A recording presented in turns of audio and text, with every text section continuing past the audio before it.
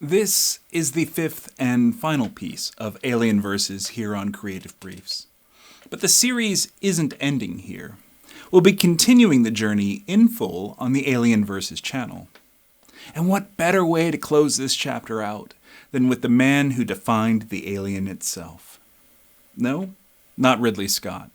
You see, when people talk about Alien, odds are they're talking about the Xenomorph.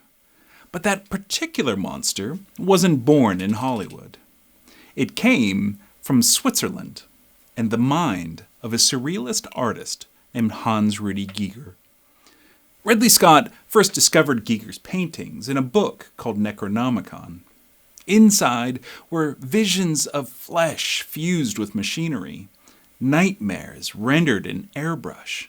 And Scott later said he knew instantly this wasn't just a style, it was a destiny. He called Giger a true original. So when the Alien production needed a monster, they didn't just hire an artist, they summoned one. Let's get into it.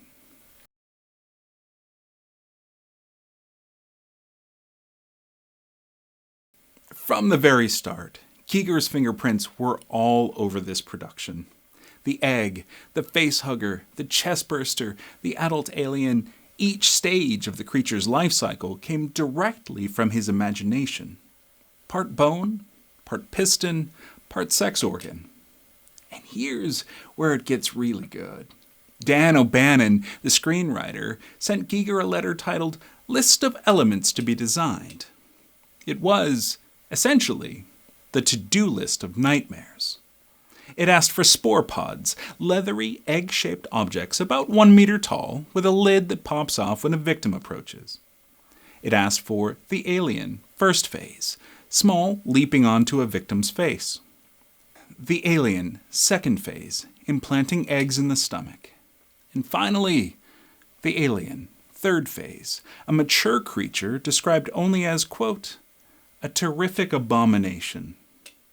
At the end, O'Bannon gave Giger the green light to be Giger, with, quote, feel free to create your own design. But what came back stunned the production. His sketches weren't just monsters. They were obscene. The egg looked vaginal. The facehugger looked like a fusion of spider, crab, and phallus. True story. Customs at LAX reportedly flagged his transparencies of the facehugger because they looked so disturbing. O'Bannon said, quote, they came through customs who didn't understand what they were and were alarmed, and we had to personally go down to LAX and pick these things up.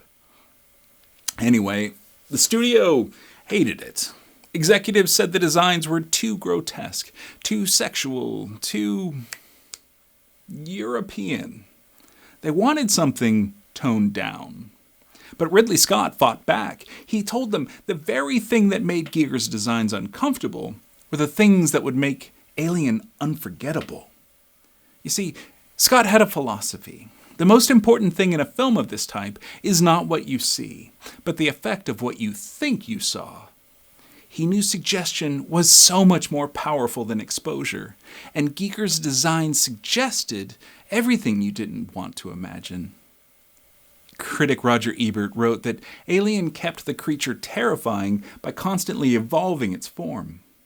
You never got used to it. That was Giger's genius here, a monster with no stable identity, mutating from birth to death. The payoff was historic. Alien didn't just scare people, it burned Giger's vision into their brains. But here's the twist. Giger wasn't hired to make a monster. He had already made it. Alien wasn't the origin of his aesthetic. It merely borrowed and translated it.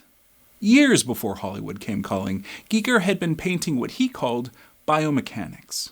Paintings like Birth Machine and Landscape XX showed fertility and death as one. Pistons for penises, wombs as weapons, babies loaded like bullets in a revolver. For Giger, sex and death weren't opposites. They were the same thing.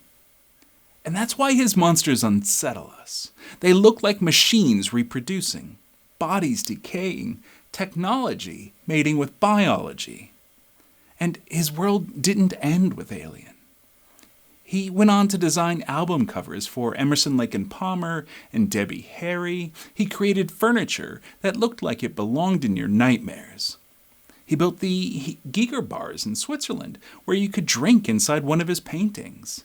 And in Gruyere, he founded the Giger Museum, a cathedral to his dark imagination. His influence spread everywhere. Goth aesthetics, tattoo culture.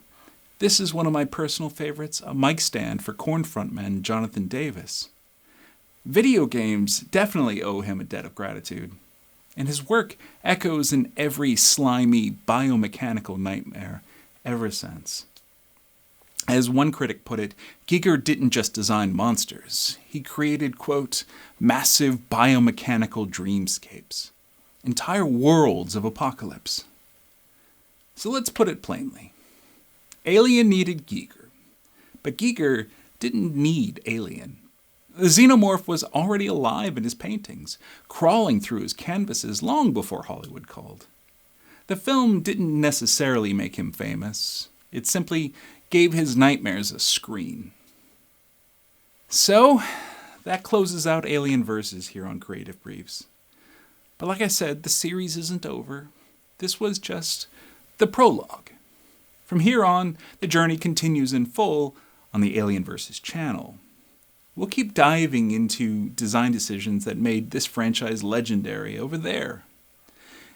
I've got a new design history deep dive coming up in just a few days. In the meantime, maybe go out and create something amazing. I'll be here when you get back. Oh, before you go, maybe check out this video over here.